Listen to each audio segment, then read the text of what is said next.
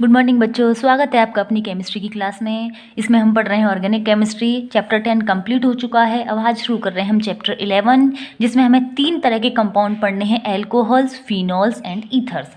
Actually ये जो chapter है इसमें हमें ऑक्सीजन युक्त क्रियात्मक समूह वाले यौगिकों के बारे में पढ़ना है, ठीक है ना। तो सबसे पहले अपन बात करें कि कौन कौन से ऐसे क्रियात्मक समूह हैं जिनमें ऑक्सीजन होती है, ठीक है ना। तो सबसे पहली बात की हमने OH, ठीक है ना।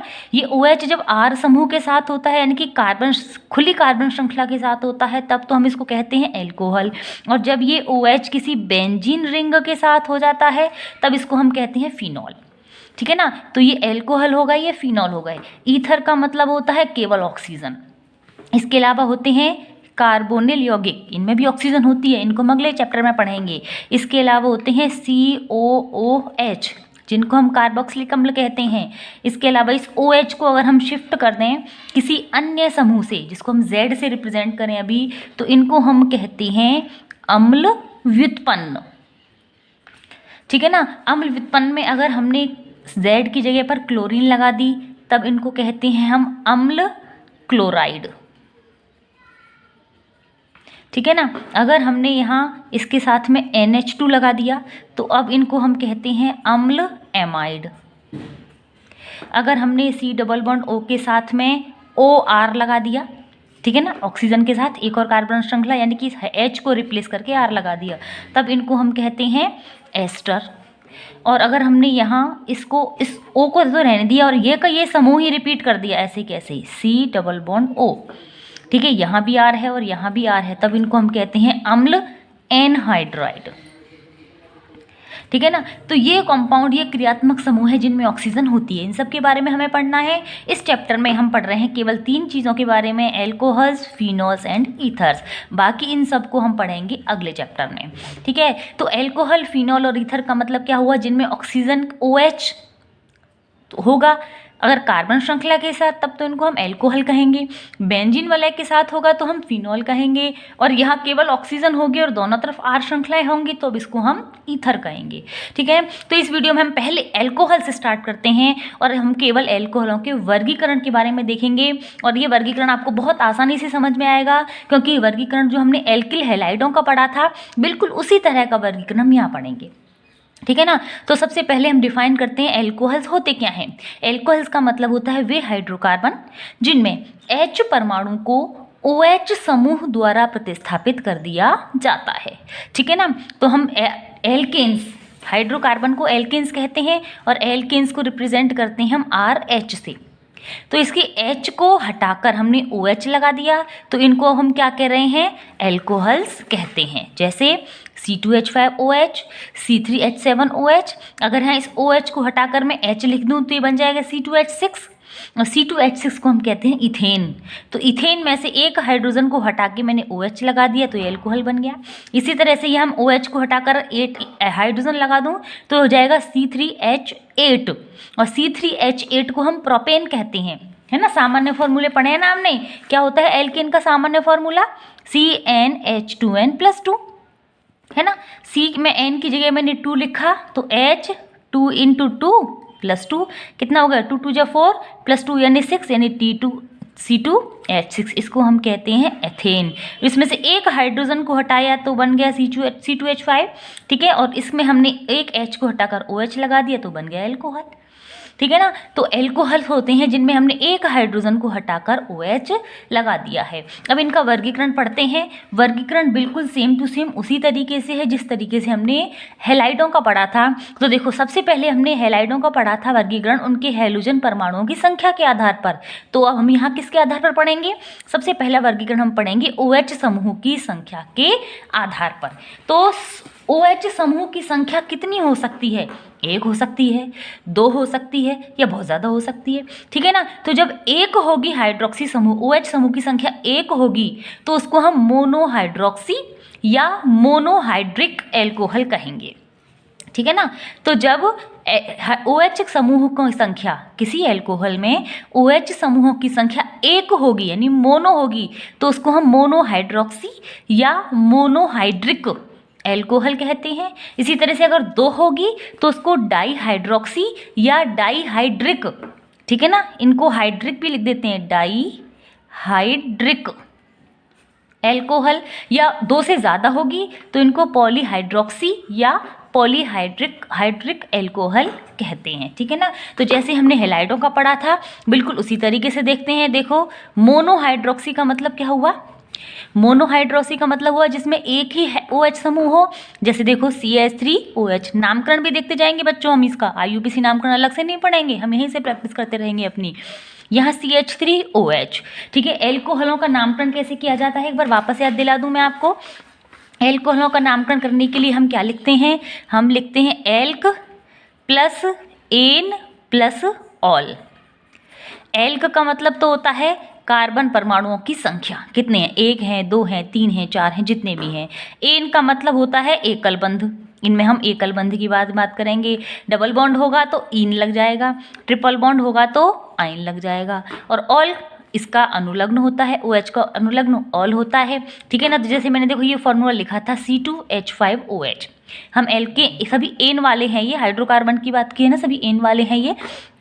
2 कार्बन C2 के लिए हम क्या लिखते हैं? एथ प्लस एन प्लस ऑल, तो क्या बन गया ये? एथ एन ऑल, तो बन गया एथेनॉल। ठीक है ना। तो C2H5OH का नाम क्या हो गया? एथेनॉल। ठीक है ना। तो हम ऐसे alk plus an plus ol के फॉर्म में इनका नाम लिखेंगे। तो देखो हमने यहाँ लिखा कितने कार्बन है इसमें? एक कार्बन के लिए क्या हुआ? Meth plus an plus ol, तो क्या बन गया? मेथेनॉल। ये मैंने अभी आपको बताया था, ये एथेनॉल है, 2 कार्बन है। ठीक है। यहाँ 1 2 3 कार्बन है। 3 कार्बन के लिए प्रॉप सिंगल बॉन्ड है इसलिए एन। अब ये 2 क्यों लगाया? क्योंकि इस कार्बन श्रृंखला को अगर हम नंबर दें तो OH कौन से कार्बन से जुड़ रहा है? 2 से, तो इसका नाम हो गया 2 प्रोपेनॉल।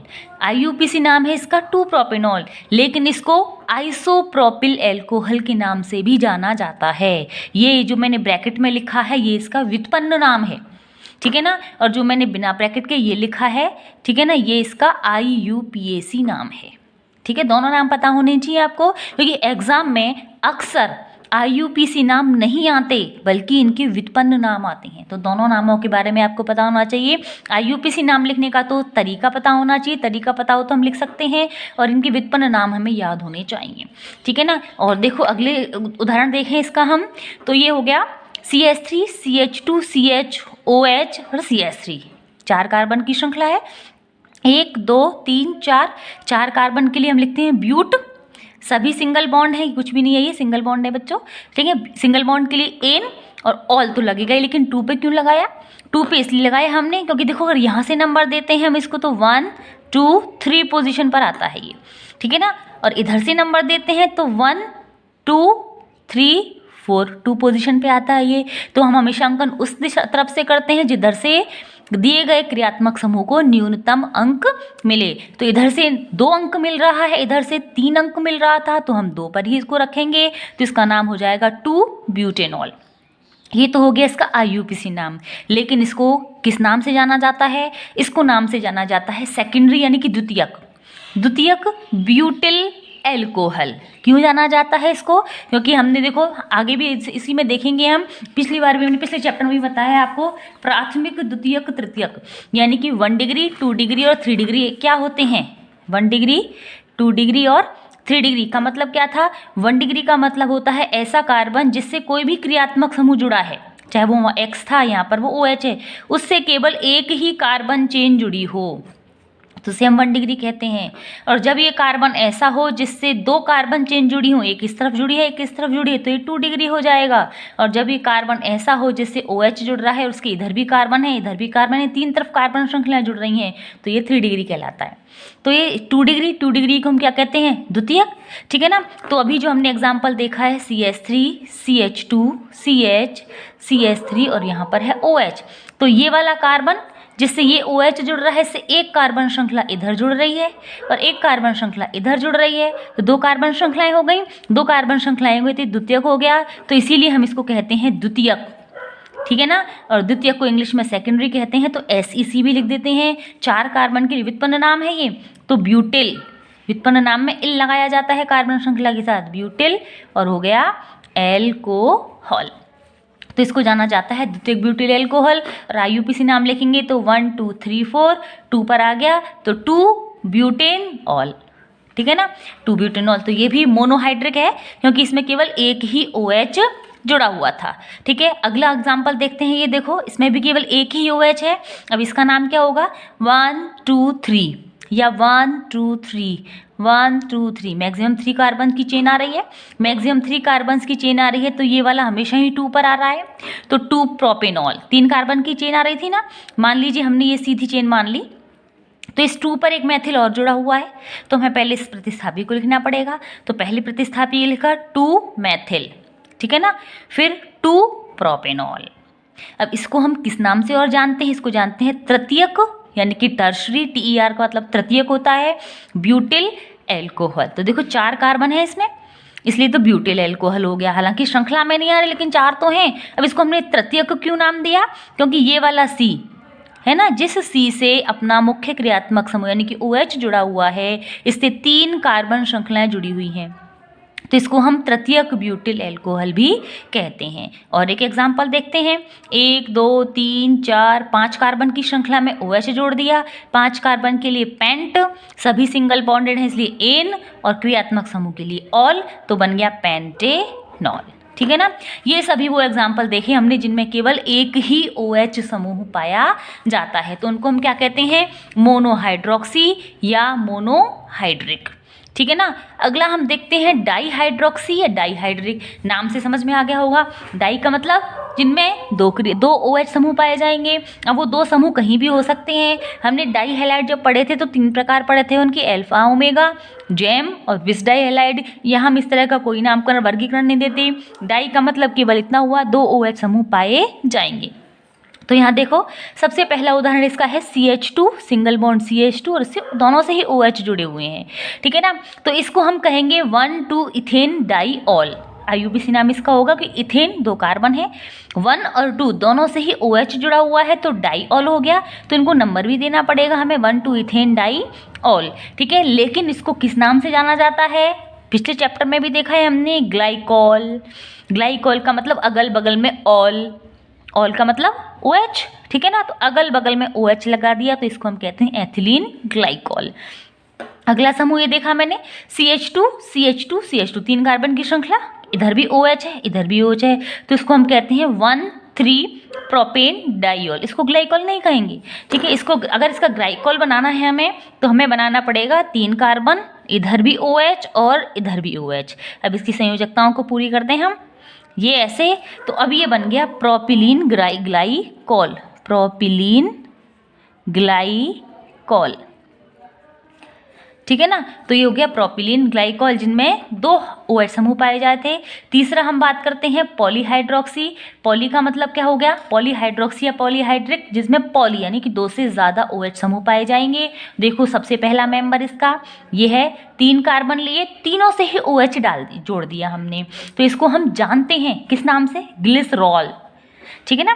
ग्लिसरॉल के नाम से जाना जाता है, जिसको सामान्य भाषा में हम ग्लिसरीन कहते हैं। और इसका IUPAC नाम लिखना हो तो क्या लिखेंगे, इसका IUPAC नाम लिखेंगे 1 2 3, 3 कार्बन ये प्रोपेन है, तीनों ही कार्बनों पर OH जुड़ रहा है, तो 1 2 3 हाइफन प्रोपेन, और ट्राई लगाएंगे हम ऑल से पहले, ट्राई ऑल, ठीक है ना, 1 2 3 प्रोपेन ट्राई ऑल, ओके। तो इसको हम वैसे ग्लिसरॉल के नाम से जानते हैं, ठीक है ना। अगला उदाहरण देखो मैंने दिया है आपको, इसमें 6 कार्बन है, ठीक है ना, 1 2 3 4 5 6, 6 कार्बन है और 6 के 6 कार्बनों से OH जोड़ दिया, ठीक है। इसको याद रखने का तरीका है कि सब जगह ऑल, सब जगह ऑल, तो सब का मतलब हो गया सार्बी, ऑल का मतलब ऑल, तो सार्बिटॉल या इसको मैनिटॉल के नाम से भी जाना जाता है, ठीक है। ये इनके जाने पहचाने नाम है, लेकिन अगर इसका IUPAC नाम देना हो तो क्या देंगे हम, 1 2 3 4 5 6, क्योंकि हर जगह पर OH है, ठीक है ना। हेक्स, 6 कार्बन के लिए हेक्स, सभी सिंगल बॉन्ड है इसलिए एन, हेक्साऑल, हेक्सा। दूसरा वर्गीकरण हम देखते हैं, COH बंध में जो कार्बन है उसमें संकरण कौन सा है, यहाँ कार्बन में दो प्रकार का संकरण हो सकता है, या तो sp3 हो सकता है या sp2 हो सकता है।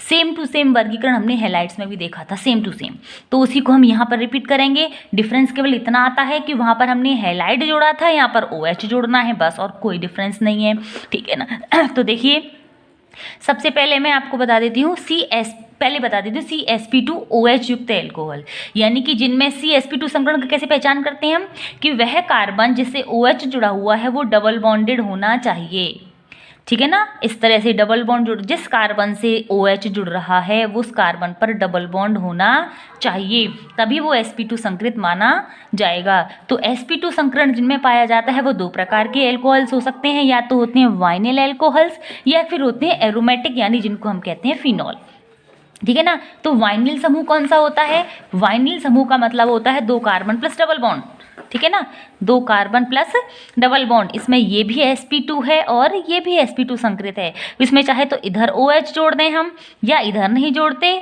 तो इधर जोड़ दें, कहीं भी जोड़ दें, एक ही बात है। तो ये वाइनिल समूह कहलाता है। ये वाला वाइनिल समूह था, यहाँ हेलोजन जोड़ा था तो वाइनिल हैलाइड कह दिया था, यहाँ OH जोड़ दिया है तो इसको वाइनिल एल्कोहल कहेंगे। तो इसका सबसे पहला मेंबर क्या होगा, इसकी संयोजकता पूरी करें तो दो हाइड्रोजन लगानी पड़ेंगी क्योंकि दो बॉन्ड तो जुड़े हुए हैं। फिर डबल बॉन्ड COH इससे जोड़ना ही है तो एक संयोजकता और रह गई, तो यहाँ पर CH लगा दिया। इसको कहेंगे सबसे पहला मेंबर है ये, इसको कहते हैं वाइनिल एल्कोहल, IUPAC नाम देंगे। तो एक और एक दो कार्बन है तो हम लिखेंगे एथ, प्लस डबल बॉन्ड है तो एन नहीं लिखेंगे, इन लिखेंगे, प्लस ऑल, तो इसका नाम हो जाएगा एथीनॉल। लेकिन इसको इस नाम से कोई भी नहीं जानता, इसको हमेशा ही नाम दिया जाता है वाइनिल एल्कोहल। ये इस श्रेणी का सबसे पहला मेंबर है, ठीक है ना। इनमें हम इन हाइड्रोजन परमाणुओं को या इन हाइड्रोजन परमाणुओं को कार्बन श्रृंखलाओं से शिफ्ट करके इसके अन्य यौगिकों को बना लेते हैं। जैसे देखिए पहला मेंबर यही था, इसका नाम वाइनिल एल्कोहल ही है। ये तो ग्रुप तो है वाइनिलिक एल्कोहल और इसको हम कहते हैं वाइनिल एल्कोहल, ठीक है ना। इसमें हमने क्या किया, इस H पर इस यहाँ से एक हाइड्रोजन को हटा दिया है। देखो देखो ये वाला ग्रुप तो ऐसे के ऐसे ही है, ये वाला ही है। एक हाइड्रोजन को हमने एक CH3 से शिफ्ट कर दिया है तो इसको मेथिल वाइनिल एल्कोहल कहते हैं, या इसको प्रोपिनॉल भी कहते हैं, प्रोपिनॉल। ये तो इसका IUPAC नेम हो गया। इसका व्युत्पन्न नेम क्या होगा कि वाइनिल एल्कोहल पर मेथिल और जोड़ दिया है तो इसको मेथिल एल्कोहल भी कह देंगे, ठीक है ना। अगला मेंबर इसका देखो, अगले मेंबर में हमने क्या किया है कि यहाँ पर भी देखो ये वाला ग्रुप तो एक ही है, सेम टू सेम, लेकिन इसके जो दो हाइड्रोजन थे दोनों जगह ही हमने CH3 लगा दिया है। तो इसका व्युत्पन्न नाम तो बनेगा डाई मेथिल वाइनिल एल्कोहल, और IUPAC नाम क्या बनेगा 1 2 3, यानी कि 2 मेथिल प्रोपिनॉल, ठीक है ना। ये इसका IUPAC नाम बनेगा। तो ये तो हुई वाइनिल एल्कोहलों की श्रृंखला। इसके आगे आते हैं फिनॉल। फिनॉल का मतलब क्या होता है, फिनॉल का मतलब होता है जिनमें बेंजीन वलय पाई जाती है, ठीक है ना। बेंजीन वलय पर जब केवल OH होता है तो उसको फिनॉल कहते हैं। अगर बेंजीन वलय पर OH के साथ में एक मेथिल समूह और जुड़ा हुआ है तो इसको क्रीसॉल कहते हैं, ठीक है ना। अब ये क्रीसॉल आपको पता है ऑर्थो मेटा पैरा स्थितियाँ भी हो सकती हैं। अगर मैंने OH यहाँ लगा रखा है इसके पास, यहाँ CH3 लगाया, तब तो इसको लिखेंगे हम ऑर्थो क्रीसॉल। अगर मैंने कहा कि नहीं मैं तो यहाँ नहीं लगाती इस OH के साथ, मैं तो यहाँ लगाऊंगी, यहाँ नहीं लगाती, तो ये मेटा पोजिशन हो गई ना, तो इसको कहेंगे हम मेटा क्रीसॉल, ठीक है ना। अगर मैंने कहा कि हम तो यहाँ OH के साथ यहाँ पर CH3 लगाएंगे तो इसको कहेंगे हम पैरा क्रीसॉल, ठीक है। तो ये आपस में एक दूसरे के स्थिति समावयवी हैं, लेकिन सभी को हम क्रीसॉल नाम देते हैं। लेकिन अगर मैं CH3 को हटाकर इन पर दोनों ही OH लगा दूं, यहाँ पर भी OH और यहाँ पर भी OH, तो इसका अपना एक विशेष नाम है, इसको हम कहते हैं कैटेकॉल, ठीक है ना। इसको कैटेकॉल नाम दिया जाता है, ठीक है। और अगर इसको मैं मेटा पोजीशन पर लगा दूं,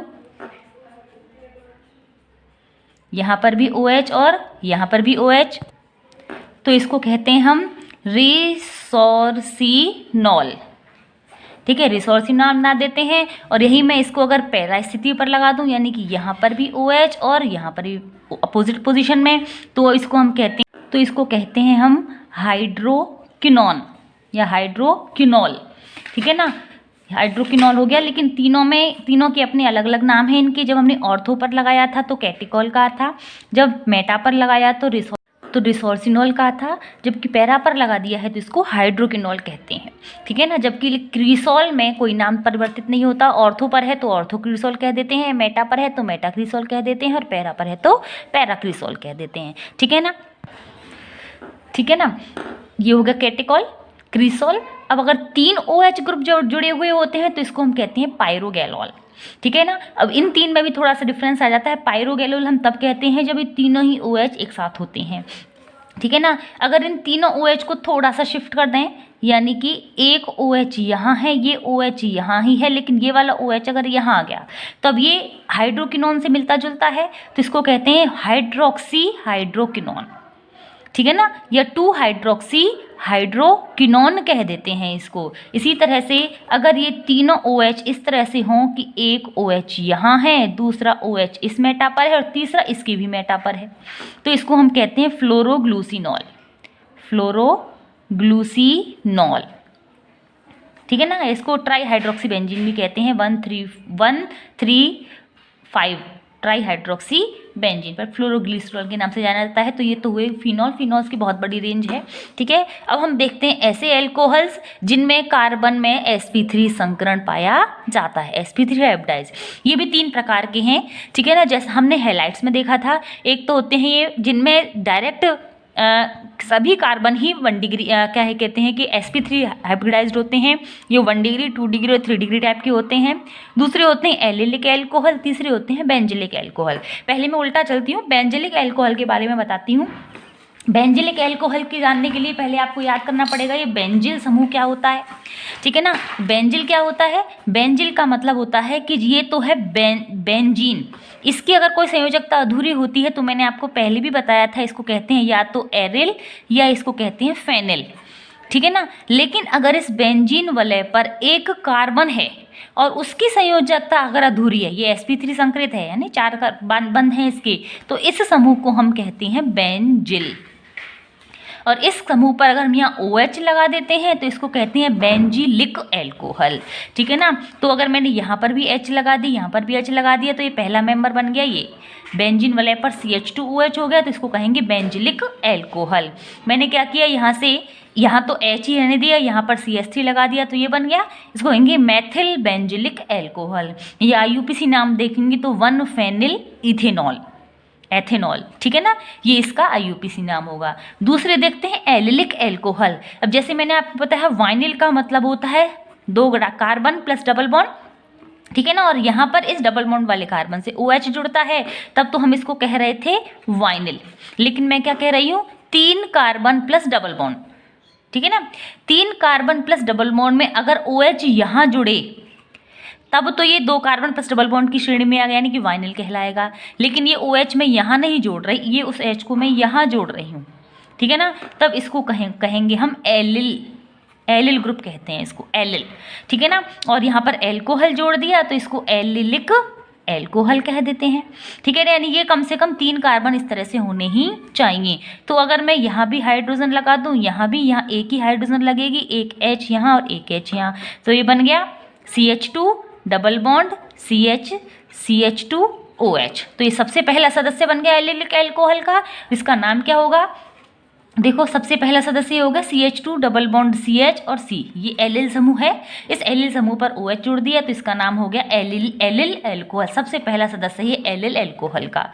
ठीक है ना। इस एलिल एल्कोहल पर मैंने इस हाइड्रोजन की जगह एक मैथिल समूह लगा दिया, देखो, है ना। तो इसको कहेंगे मैथिल एलिल एल्कोहल। और अगर मैंने क्या किया कि यहाँ पर इस वाले कार्बन से ही यहाँ जोड़ दिया, ठीक है ना, तो अब ये कहलाएगा ब्यूटिल। अब ये एलिल ग्रुप में तो है लेकिन ये प्रोपिल नहीं कहलाएगा, ये ब्यूटिल में चला जाएगा।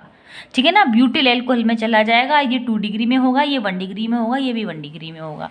और देखते हैं, देखो मैंने क्या किया कि यहाँ पर इस C से जो 2 हाइड्रोजन जुड़ी थी, पहले एक हाइड्रोजन को शिफ्ट किया था, अब दूसरी हाइड्रोजन को भी CH3 से शिफ्ट कर दिया, तो ये भी एक एल्कोहल बन गया। ये भी एलिल की श्रेणी में आएगा क्योंकि एलिल समूह यहाँ भी प्रेजेंट है।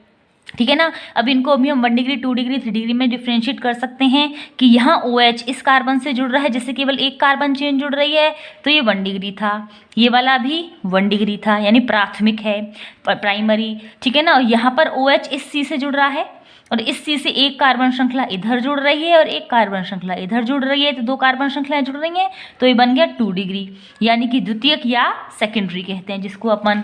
और यहाँ देखें, इसमें इस कार्बन से ये वाला कार्बन जिससे OH जुड़ा हुआ है, इससे एक कार्बन चेन इधर जुड़ रही है, एक इधर जुड़ रही है और एक इधर जुड़ रही है, तो ये कौन सा हो गया, इससे 3 कार्बन चेन जुड़ रही है ना, तो इसको कहेंगे 3 डिग्री या तृतीयक या टर्शरी। ठीक है ना।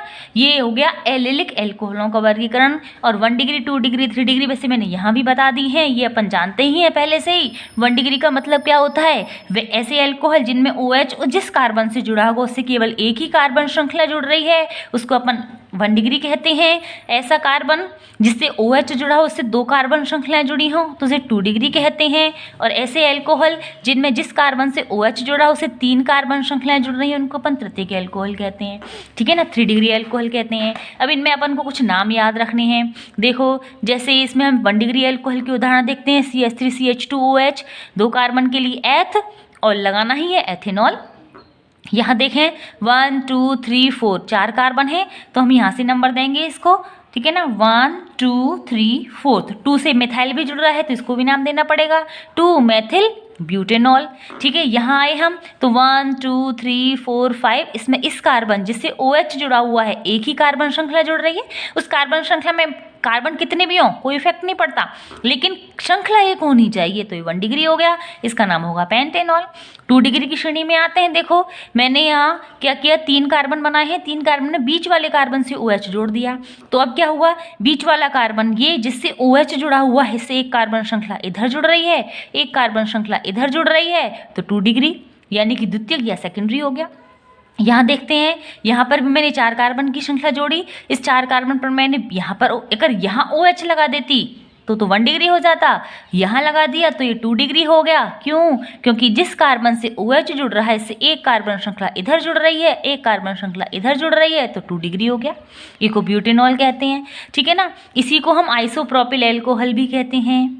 ठीक है ना, इसी को हम आइसोप्रोपिल एल्कोहल भी कहते हैं, बताया है मैंने पहले भी। और देखो यहाँ 3 डिग्री में आते हैं कि 4 कार्बन बनाने थे मुझे, मैंने क्या किया, 1 2 3 कार्बन ऐसे बनाए, एक कार्बन को ऊपर जोड़ दिया और एक कार्बन OH को नीचे जोड़ दिया।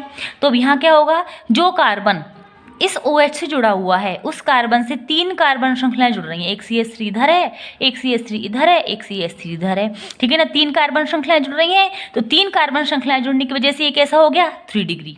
IUPAC नाम क्या होगा इसका, इसको नंबर दें हम तो 1 2 3, 3 अंकन मिल रहे हैं। एक इस 2 पर तो जुड़ रहा है ये मिथाइल, तो 2 तो मिथाइल हो गया, फिर ऑल भी किस पर जुड़ रहा है, 2 पर, तो 2 प्रोपेनॉल हो गया। बिल्कुल ऐसी पोजीशन है, बस H को हमने CH3 से सब्स्टिट्यूट कर दिया है तो 3 डिग्री हो गया। लेकिन इसको इस नाम से नहीं जाना जाता, बल्कि किस नाम से जाना जाता है, तृतीयक ब्यूटिल एल्कोहल, है ना, अभी थोड़ी देर पहले बताया था मैंने। और देखते हैं कि मैंने 3 कार्बन थे, अब 4 कर दिए, एक CH3 एक OH यहाँ जुड़ा हुआ, अभी ब्यूटिल श्रृंखला हो गई, 4 कार्बन की श्रृंखला हो गई, तो इसको नंबर देंगे। यहाँ तो हम इधर से नंबर दे रहे थे तो 2 मिल रहा था, इधर से नंबर दे रहे थे 2 भी मिल रहा था, लेकिन अब इसको इधर से नंबर नहीं देंगे, बताया था मैंने पहले। क्यों नहीं देंगे, क्योंकि यहाँ से देने पर इसको 3 नंबर मिल रहा है और यहाँ से देंगे तो 2 मिल रहा है, तो 1 2 3 और 4, तो 2 पर मिथाइल है और 2 पर ही OH है, तो 2 मिथाइल 2 ब्यूटेनॉल। ठीक है ना, एक कार्बन एक सिंगल बॉन्ड है तो ब्यूटेनॉल हो गया, लेकिन इसको भी इस नाम से बहुत कम जाना जाता है। इसको जाना जाता है तृतीयक, क्योंकि ये कार्बन कैसा है, जैसे 3 कार्बन श्रृंखलाएं जुड़ रही हैं तो तृतीयक हो गया। तृतीयक या टर्शरी, TER का मतलब होता है टर्शरी, तृतीयक एमिल एल्कोहल, ये जो समूह है इसको एमिल समूह कहा जाता है। ठीक है ना, तो तृतीयक एमिल एल्कोहल ये हो गया। तो इस तरीके से हमने एल्कोहलों का वर्गीकरण पढ़ लिया और साथ में मैंने आपको इनका IUPAC नामकरण भी करा दिया। ठीक है, इनकी एक पद्धति और है, ठीक है ना, उस पद्धति को हम कहते हैं नामकरण की कार्बिनॉल पद्धति। ठीक है, वो हमें जानकारी होनी चाहिए, हालांकि इनको हम कभी इसके नाम से मतलब नामकरण की जरूरत नहीं पड़ती, पर ये कार्बिनॉल पद्धति भी मानी जाती है, ठीक है ना। ये कार्बिनॉल क्या था, जब व्युत्पन्न नामकरण आया था उसी की कार्बिनॉल पद्धति थी। इसमें CH2OH ये जो समूह होता है इसको कार्बिनॉल कहा जाता है, ठीक है ना। यानी एक कार्बन पर जब OH जुड़ा हुआ होता है तो इसको कार्बिनॉल कहा जाता है, क्योंकि एक कार्बन का मतलब तो कार्बन और ऑल इसका नाम है तो कार्बिनॉल कहा जाता है। तो अगर मैं इसमें एक कार्बन ऐसे जोड़ दूं CH3 CH2OH, तो CH2OH से मैंने CH3 जोड़ दिया, इसका नाम तो है कार्बिनॉल, इसका नाम क्या है मेथिल, तो इसका नाम हो गया मेथिल कार्बिनॉल, है ना। अगर मैंने क्या किया, यहाँ CH3 इस CHOH पर एक CH3 ऐसे लगा दिया, यानी ये तो है एक कार्बन पर OH, इस पर एक मैथिल इधर जुड़ गया, एक मैथिल इधर जुड़ गया, तो 2 मैथिल हो गए, तो इसका नाम क्या हो जाएगा डाई मैथिल कार्बिनॉल, है ना, ठीक है। ऐसे ही यहाँ अगर इसको नाम दें, इस ये वाला तृतीयक ब्यूटाइल अल्कोहल जिसको कहते थे C और OH, इसका नाम तो कार्बिनॉल हो गया, इस पर 3 मैथिल जुड़े हैं तो इसका नाम हो जाएगा ट्राई मैथिल कार्बिनॉल। ये कार्बिनॉल पद्धति भी है, इसके बारे में हमको जानकारी होनी चाहिए, हालांकि इसका कोई खास क्वेश्चन पूछा नहीं जाता, ठीक है। तो इस वीडियो में हमने देख लिया इनका वर्गीकरण, नेक्स्ट वीडियो में हम देखेंगे इनकी समावयवता के बारे में। Thank you.